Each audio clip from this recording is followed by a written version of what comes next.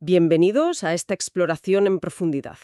Hoy nos vamos a meter de lleno en la vida y, sobre todo, en la mente de una figura realmente singular en las finanzas y, bueno, en general, Charlie Munger. Sí, una figura fascinante. Vamos a usar extractos de la biografía de Janet Lowe, Damn Right, para intentar entender qué tenía de especial este hombre.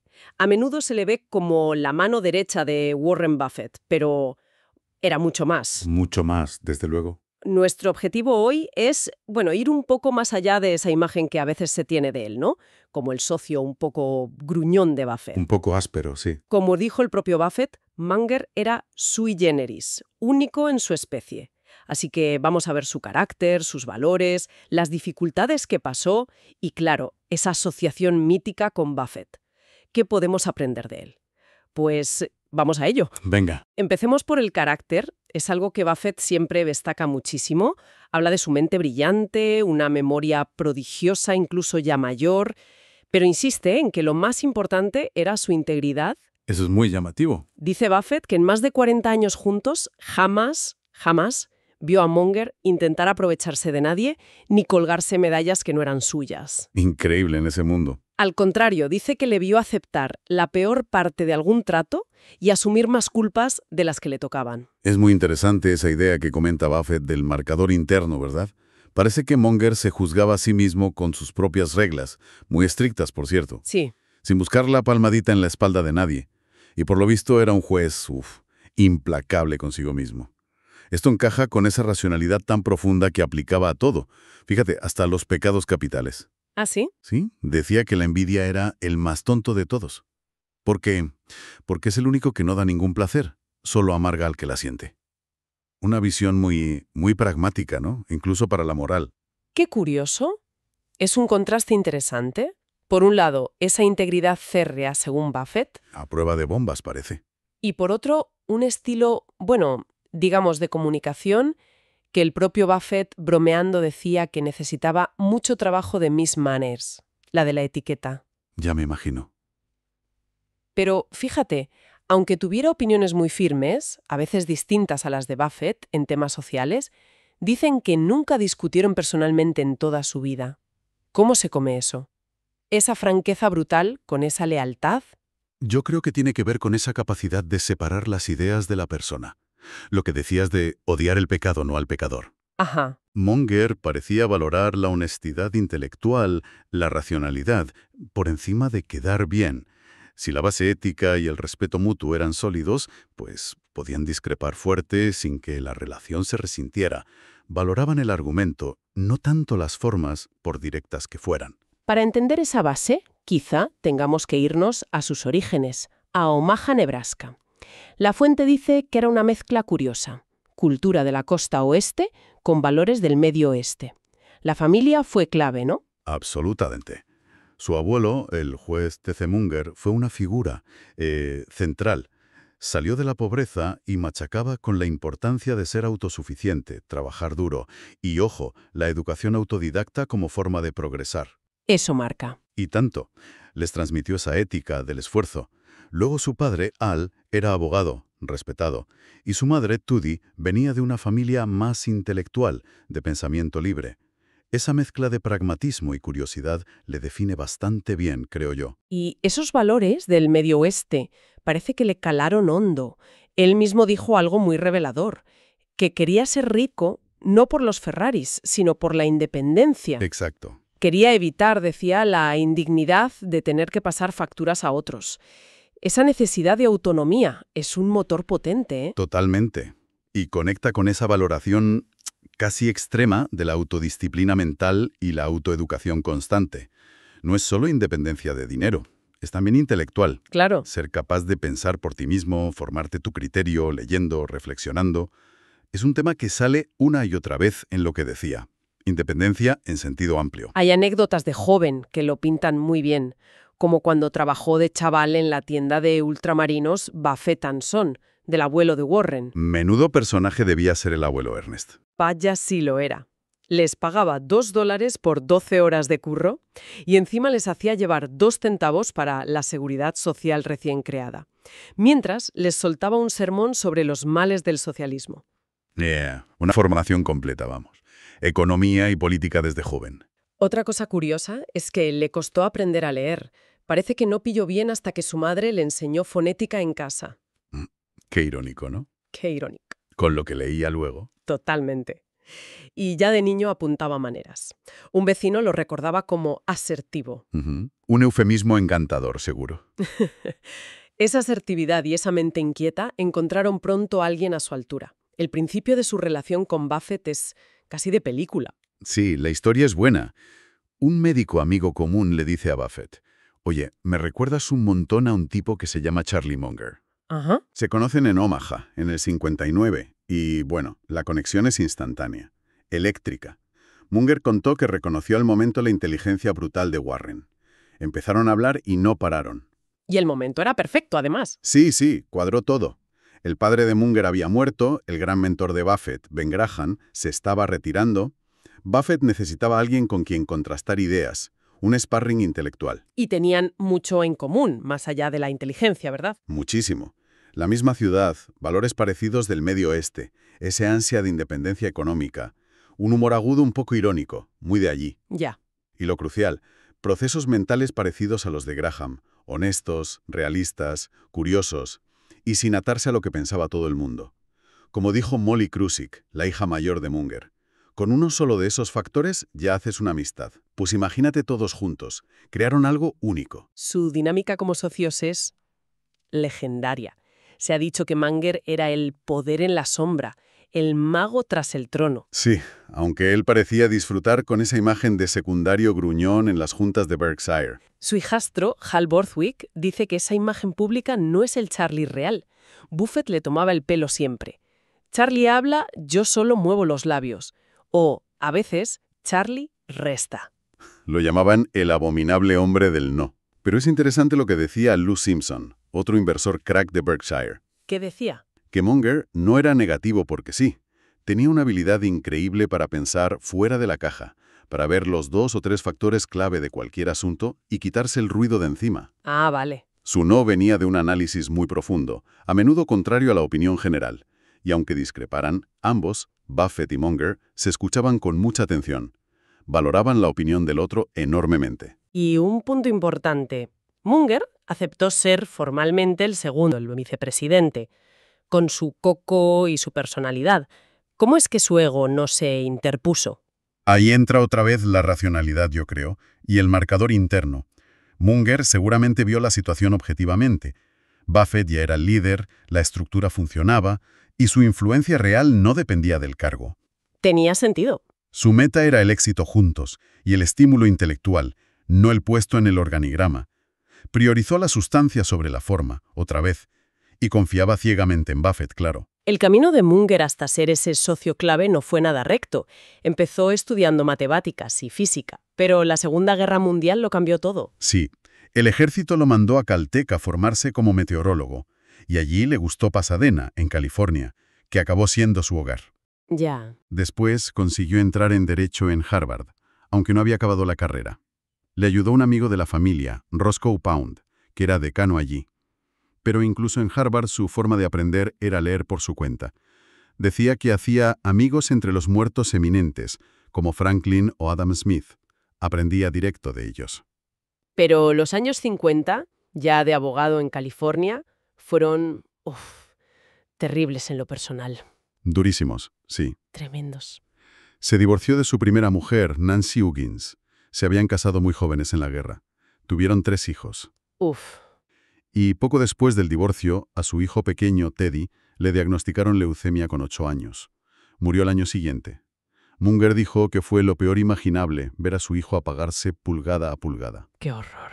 Perdió muchísimo peso. Estaba destrozado. Rick Warren, un amigo y socio después, contaba cómo Munger cogía a Teddy en brazos horas y horas, y luego salía a caminar solo por las calles de Pasadena, llorando para desahogarse. ¡Qué etapa tan brutal! Y aún así, intentaba mantener la normalidad por sus otras 2 hijas. Sí, la fuente cuenta que vivía en alojamientos sórdidos de soltero, pero los sábados no les fallaba nunca, mantenía esa rutina para ellas. Esa capacidad de aguante ante algo tan extremo es parte de su carácter. Seguro que esa experiencia le dio otra perspectiva sobre el éxito y el fracaso en otras cosas. ¿Y esa época personal tan negra coincidió con que la abogacía le desencantaba cada vez más? Exacto. Sentía que perdía mucho tiempo con personajes defectuosos, decía él, y que ser abogado no era el camino a la independencia económica y mental que buscaba. Claro. Así que empezó a dedicar más tiempo a invertir y a meterse en negocios al margen del bufete. ¿Tuvo algún tropiezo al principio, no? Sí, uno bastante gordo con una empresa, Transformer Engineers, con un socio, Ed Hoskins. Era de alta tecnología, un sector que Munger aprendió a evitar como la peste a raíz de aquello. Casi se arruinan. Vaya. La lección fue clara. Quédate en lo que entiendes bien y evita negocios que no controlas o que dependen de la tecnología, que es impredecible. Pero luego sí tuvo un éxito importante en algo muy distinto. En el desarrollo inmobiliario, se asoció con Otis Booth, un heredero con pasta. Aplicaron principios de inversión con sentido común a proyectos inmobiliarios y les fue muy bien. Ah, mira. Ahí fue donde Munger ganó su primer $1,000,000 importante de la época. Eso le dio la seguridad económica para dejar ya la abogacía y centrarse en lo que le molaba de verdad: invertir. Y así, en 1962, fundó su propia sociedad, Wheeler Monger Company. Wheeler, Monger Co., con Jack Wheeler y Al Marshall. Los principios fueron espectaculares, ¿verdad? Impresionantes, ¿sí? Entre el 62 y el 69 sacaron una rentabilidad media anual del 37%. Una pasada, mucho más que el mercado. ¡Wow! Pero luego vino la prueba de fuego. El mercado bajista brutal del 73-74. La sociedad perdió más de la mitad de su valor en 2 años. ¡Ostras! Fue una época de angustia tremenda para Munger, porque manejaba dinero de amigos íntimos, de familia. La presión psicológica tuvo que ser, enorme. ¿Y qué tipo de inversiones tenían entonces? Pues invirtieron en cosas como el Fund of Letters, un fondo complicado que luego fue el New America Fund, y también en Blue Chip Stamps, una empresa de cupones de descuento que acabó siendo clave para él y para Buffett.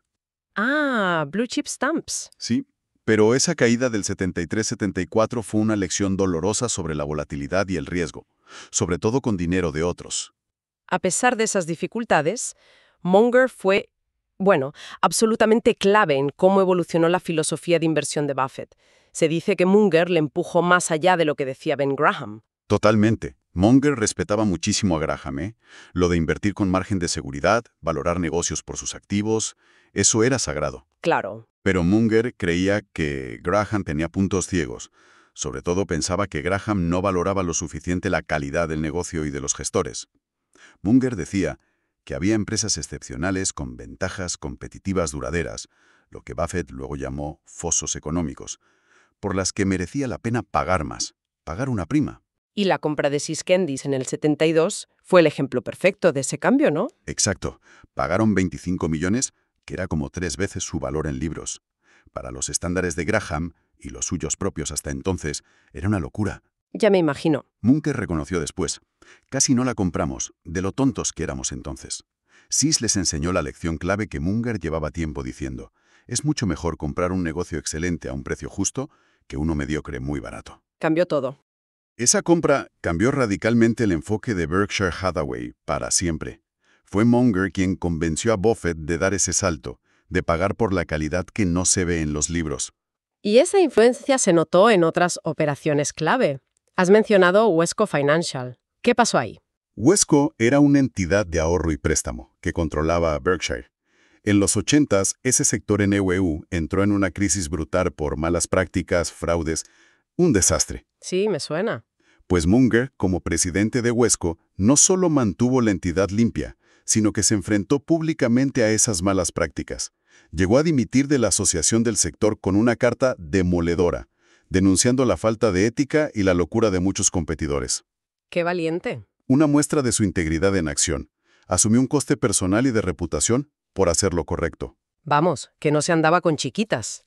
Y luego está lo del Buffalo Evening News. Otra batalla épica, una inversión muy dura con competencia feroz, juicios largos, un estrés brutal. Uf. Y además, le coincidió con un problema personal grave.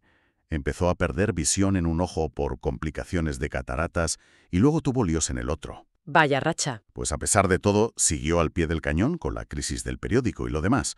Otra vez, esa resistencia. También has mencionado su admiración por Costco. Rompió una regla por ellos, ¿no? Sí, Munger tenía la norma de no estar en consejos de administración de empresas fuera de Berkshire, pero con Costco hizo una excepción. ¿Por qué? Admiraba profundamente su modelo de negocio, su eficiencia, su ética con empleados y clientes, y a su fundador, Jim Sinegal.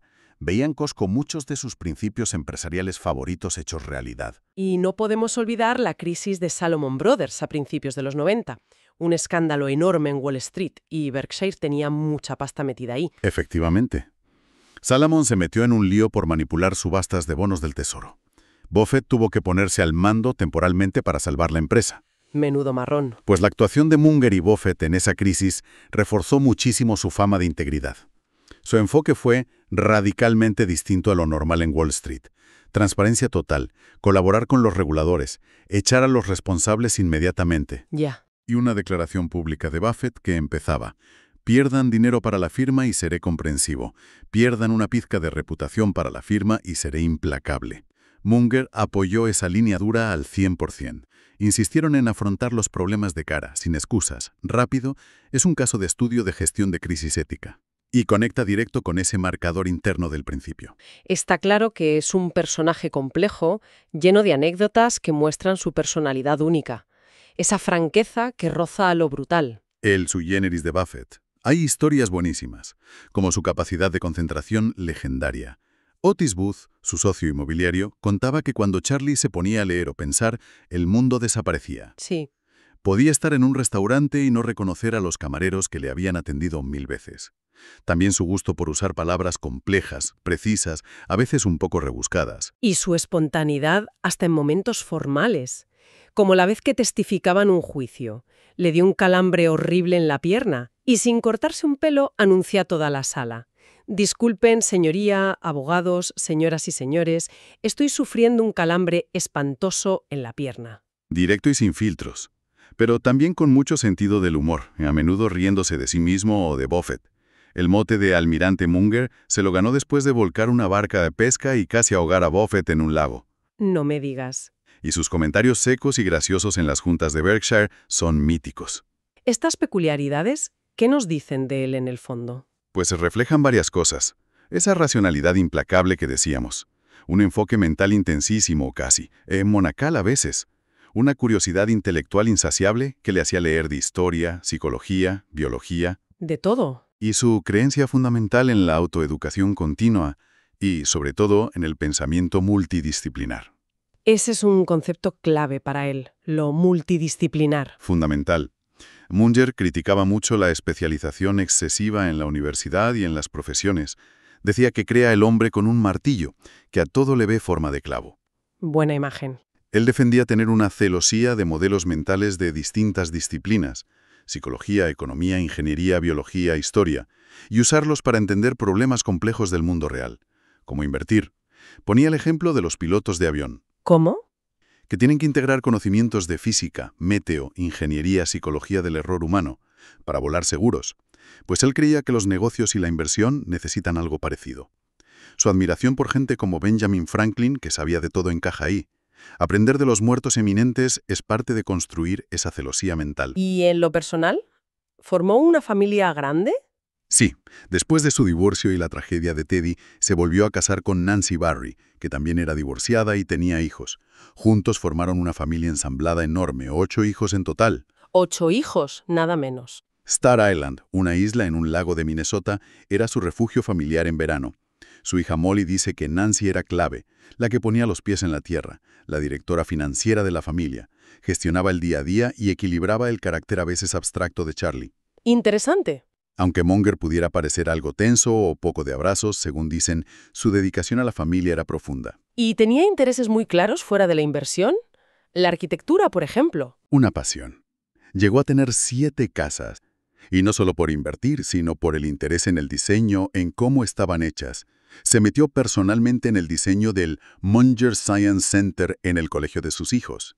Curioso. Y en esos gustos personales era muy distinto a Buffett. A Munger le gustaba la ropa elegante, las casas bien diseñadas. Buffett es famoso por ser súper austero y de gustos sencillos. Sí, es verdad. También eran distintos en política. Munger era republicano convencido, Buffett más demócrata. Pero esas diferencias nunca les afectaron. Al final de esta exploración queda un retrato fascinante, lleno de matices. Charlie Munger es muchísimo más que el socio de Buffett. Sin duda, un intelecto formidable, un tipo con una integridad forjada en esos valores del Medio Oeste y curtida por golpes terribles. Un inversor cuya forma de pensar cambió el rumbo de una de las empresas más grandes del mundo. Sí. Y una persona guiada por ese marcador interno y una fe ciega en la razón y en aprender siempre, de todo. Su vida y sus ideas nos dejan lecciones muy valiosas sobre la importancia de la racionalidad llevada hasta el final, la resiliencia ante lo peor, el poder de aprender por tu cuenta sin parar y la fuerza de tener unas pocas ideas grandes, bien entendidas, y aplicarlas con disciplina. Totalmente de acuerdo. Nos recuerda que no vale solo con saber qué funciona. Hay que entender muy bien por qué funciona. Y para eso muchas veces hay que mirar más allá de tu pequeño campo. Y para darle una última vuelta, Munger insistía mucho en que gran parte del éxito, sobre todo al invertir, no es tanto intentar ser brillante, sino intentar ser consistentemente no estúpido. Buena frase. Evitar los errores tontos es más importante que buscar la genialidad de vez en cuando. Y esto da que pensar, ¿no? ¿Cómo cambiaría nuestra forma de enfocar el trabajo, o los estudios, o las decisiones personales si pusiéramos el foco principal en identificar y evitar sistemáticamente los errores más comunes en nuestro campo, en vez de perseguir siempre la idea genial o el pelotazo? Es una idea potente, sí, para seguir dándole vueltas.